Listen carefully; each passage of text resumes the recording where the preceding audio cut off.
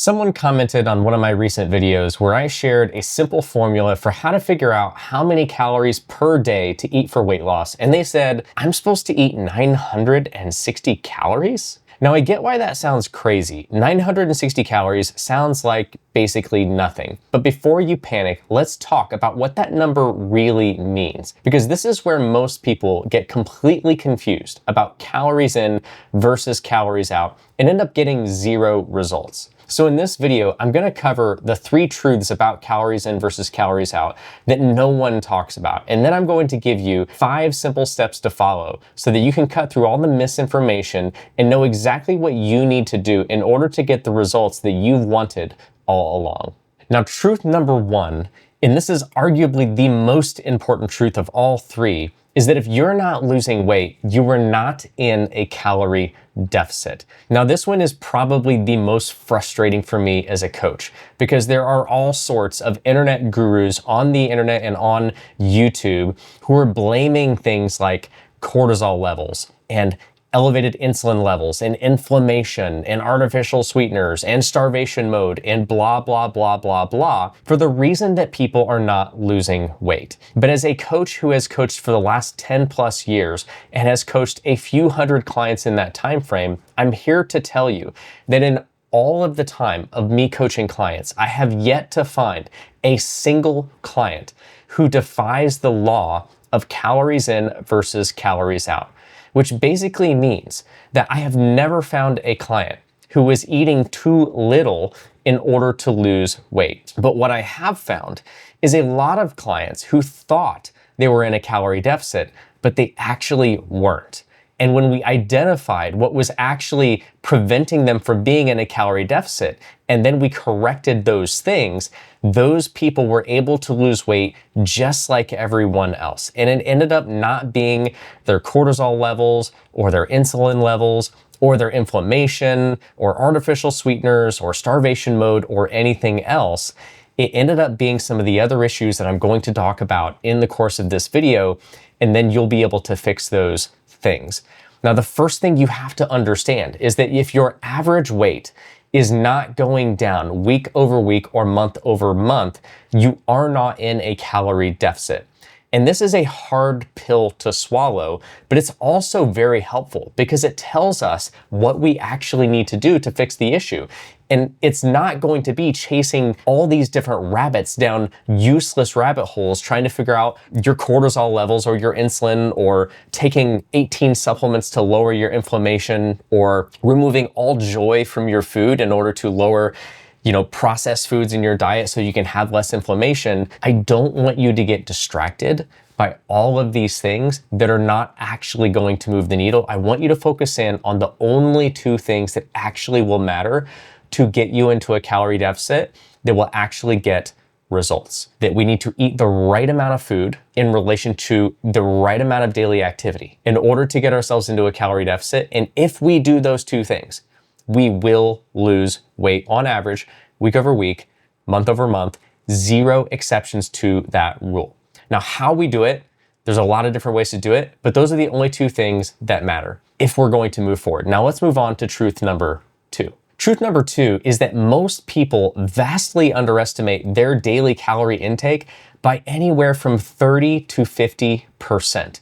And that's why someone might be actually shocked to hear that they might actually have to eat 960 calories a day in order to lose weight. Now, let me clarify what's actually going on here. Let's say that you were to actually go and log 960 calories per day because some calculator told you that that's actually what you would have to log in order to lose weight. If the average person underestimates their calorie intake by anywhere from 30 to 50%, just because they're a beginner, they don't have the knowledge or the skill to accurately track their calories, well, then that person who's logging 960 calories a day is actually eating closer to 1,250 to 1,450 calories per day, which is probably going to have them losing weight at a nice, exciting, but acceptable and sustainable and healthy rate of weight loss. We actually find that most people, male or female, lose weight very consistently and very comfortably with a daily intake of somewhere between 1,200 and 1,600 calories per day. But when we account for the amount of underestimation that happens due to inaccuracy with calorie tracking and logging, that often ends up they have to log 30 to 50% beneath that in order to actually hit that calorie range to actually get weight loss. And this brings us to a very sobering truth and reality, which is that calorie calculators that are spitting out these numbers for you are only a starting point. They're only a best guess as to how much you should actually eat on a daily basis, and they don't account for underestimation of calories. Now let's look at the other end of this spectrum. Let's say you actually log 1,200 to 1,600 calories a day. Well, if we then account for an underestimation of 30 to 50%, that means that you're probably actually eating somewhere in the neighborhood of 1,560 to 2,400 calories a day. Now, for the average person, based on what we see with working with our clients, that means you're going to maybe maintain weight or probably gain weight for most people. And I'm guessing that a lot of you have actually experienced this in real life. You've actually put your metrics into a calculator like MyFitnessPal, and MyFitnessPal told you that you should log 1,400 or 1,600 calories a day. And then you go and you actually filled up your daily calorie log with 1,400 to 1,600 calories a day, and you didn't lose weight. And you became very frustrated. And then your brain starts questioning things and you start to say, well, maybe all the stuff on the internet about starvation mode is true. Maybe I should eat more food because my body is in starvation mode and I'm storing everything that I'm eating. And then you actually eat more food and you just gain more weight. And then it becomes even more confusing and even more frustrating. And then you say, okay, well, maybe I do need to move more. So then you're eating more and you're moving more and you're getting burnt out trying to cardio your way to a result. And then eventually you just get so burnt out and so frustrated that you just give up. When all along, the real reason was actually just an accuracy issue, that you were not accounting for the fact that you were underestimating your daily calorie intake. And so what we have to do is we have to fix the accuracy issue to make sure that the calories that we actually think we're consuming are what we're actually consuming. And then we have a shot at getting ourselves into an actual calorie deficit. But we don't want to fall into the trap of believing in things like cortisol and inflammation, that all these things are driving the issue, when in reality, it's simply the fact that we are not accurately tracking our food intake. Which brings me then into truth number 3. Truth number 3 is that most people overestimate their metabolism and how many calories that they're actually burning on a daily basis. Most people are not as active as they think that they are. They're not burning as many calories as they think that they are. And even if they are being active and hitting a step goal every day or doing cardio on the treadmill or running or working out in the gym, oftentimes they then mentally, emotionally use that activity as a way to justify eating more food. In fact, most calorie tracking apps like MyFitnessPal actually incentivize and push you to do this. If you put in a calorie goal, your app will then connect to your fitness watch, your Fitbit or your Apple Watch, and it will get an idea of how active you've been and how many active calories you have burnt that day. And then it will say, well, Matt, you've burnt 500 calories with exercise, so you should actually eat 500 more calories. And then people see that in the app and they end up increasing their food intake and justifying extra food intake because they've burnt these calories, and they're just shooting themselves in the foot. So we have to understand that we are not as active and not burning as many calories as we think, and we never want to use activity like walking or working out or running as a justification to eat more food if our goal is weight loss, because we're just shooting ourselves in the foot. And I also have to address the very real problem that a lot of people have tanked their metabolism throughout the years due to muscle loss. And this happens due to years of chronic yo-yo dieting without strength training consistently and without adequate protein intake. And what that causes is this causes people to, they're trying to diet or use cardio to lose weight over and over and over again. And so they're losing muscle mass in the process of trying to get into a calorie deficit, but not strength training and not getting enough protein intake. And then they eventually get frustrated and they gain the weight back.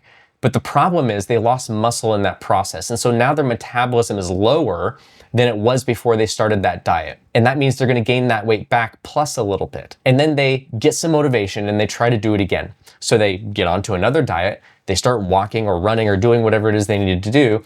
They're not strength training consistently. They're not getting enough protein intake. They lose weight, but a lot of that is muscle mass. Now their metabolism's even lower than it was before. They get frustrated, they start over, they gain the weight back, but a little bit more. They repeat this cycle over the years, their metabolism getting a little bit lower, a little bit lower, a little bit lower every single time that they repeat this process. And they're just chipping away at their metabolism, losing muscle mass each cycle because they're not paying attention to what matters the most, which is we do want to be in a calorie deficit, but we really need to strength train through that calorie deficit to make sure we build and maintain muscle mass and that we get enough protein intake to support that. Otherwise, we are literally handicapping and chipping away at our metabolism year after year as we repeat this vicious cycle. So should we eat more? Well, the answer is no, unless you're just correcting for protein intake, but still staying in a calorie deficit. And should I move more? The answer is maybe, right? If you're not hitting a sustainable daily activity goal, such as 8,000 to 10,000 steps per day, or 56,000 to 70,000 steps per week, then I do think that you should move more. You should strive to consistently hit a step goal of 8,000 to 10,000 steps per day so that you can supplement your basal sitting metabolism with enough activity to support eating a healthy amount of food and not feeling like you have to starve yourself in order to get into a calorie deficit on a daily basis. But you should not eat more food if you're already struggling to lose weight. That means that we are already eating too much food relative to our calorie output. So eating more food will not fix the problem, but moving more might be helpful if you're not moving enough already and not hitting those sustainable minimum step and activity goals. So now let's move on and talk about the 5 steps that you're going to now use to fix all of this. Number 1 is that you've got to accept your reality for what it is right now. I think a lot of people really get caught up in comparing themselves to others, comparing their lack of results to other people's results, comparing what it takes them to get into a calorie deficit and them to achieve weight loss to what other people can get away with. And this is a really difficult position to put yourself in, and you're really causing a lot of mental anguish by comparing your reality to someone else's reality. All that matters for you is your metabolism, your daily activity levels, your daily food intake. And since we know that weight loss is a calories in versus calories out game, and that you just have to get yourself into a consistent calorie deficit to see results, all you want to worry about is what it's going to take for you to do that. So forget all the comparisons of, well, Sally can get away with eating out all the time, and Sally can eat this, and Sally can eat that, and she loses weight. What about me? Don't do that. Just focus on your reality and what you need to do to get you into a consistent calorie deficit and let go of the rest.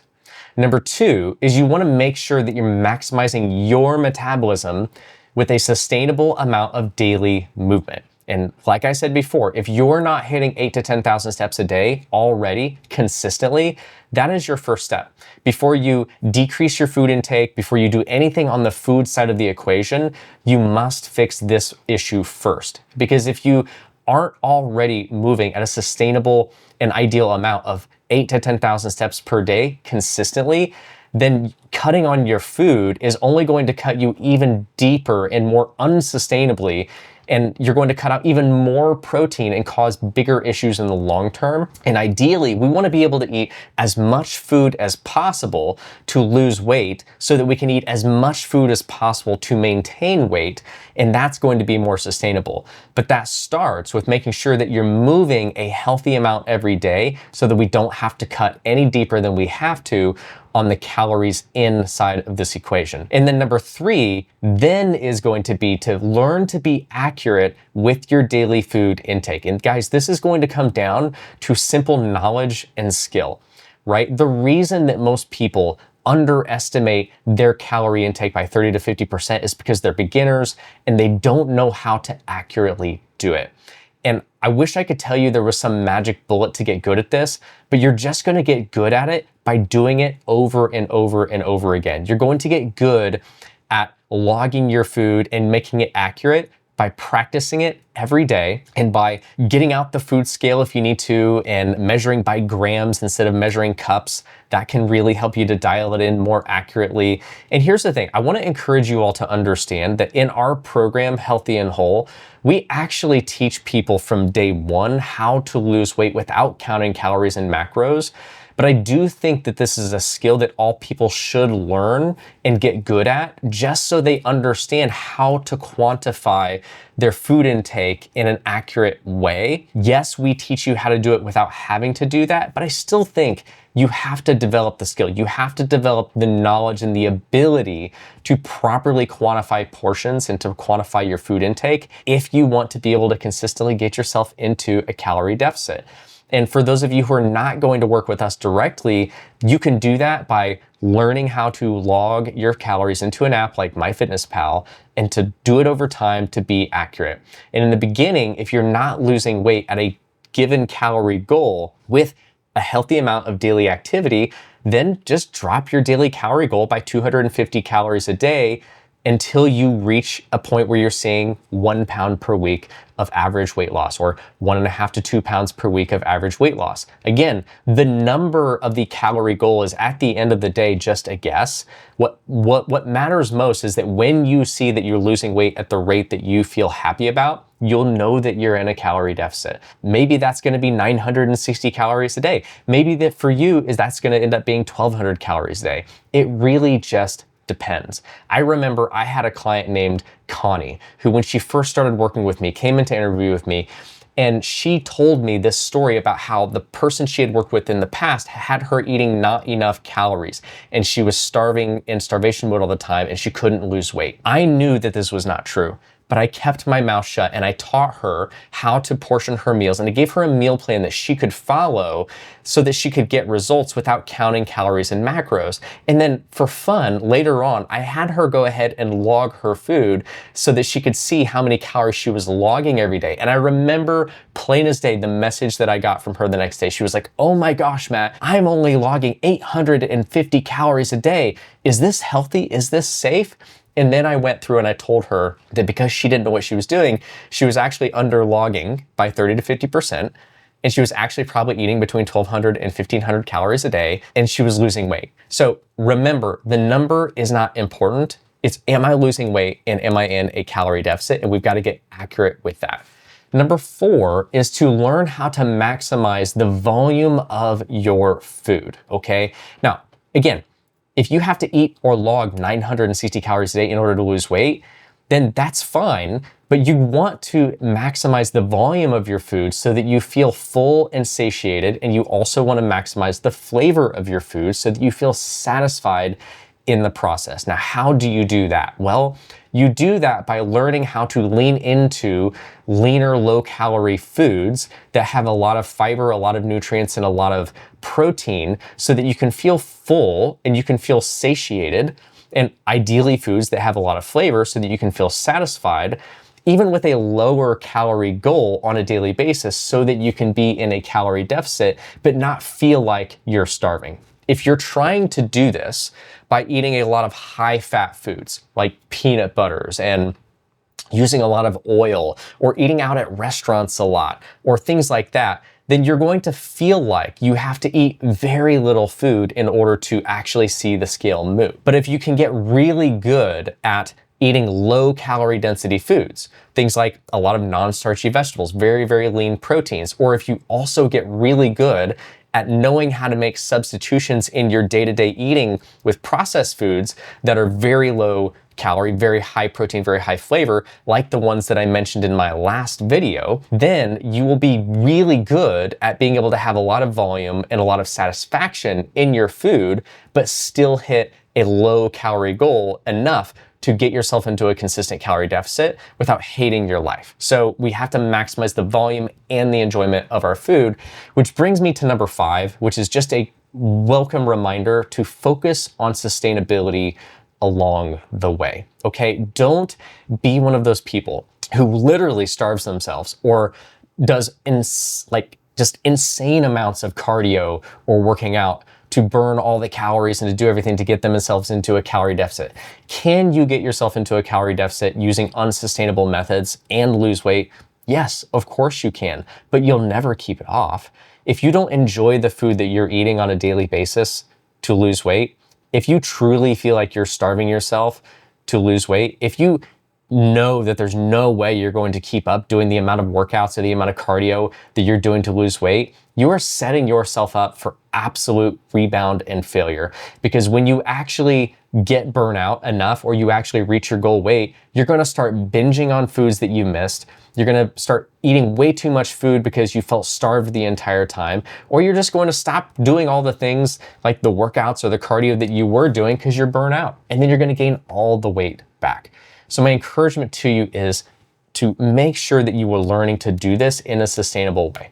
A sustainable amount of daily activity, 8 to 10,000 steps per day, focusing on building the enjoyment of your food along the way and actually becoming knowledgeable and skilled along the way to learn and to build out an actual lifestyle so that you can get results that end up being sustainable. You'll actually keep the weight off and you'll thank me later on down the road for focusing on the right things as you did this. So I hope this has been really helpful. And if it has, please leave a comment, a like, or a subscribe, and I will see you guys in the next video. Bye-bye.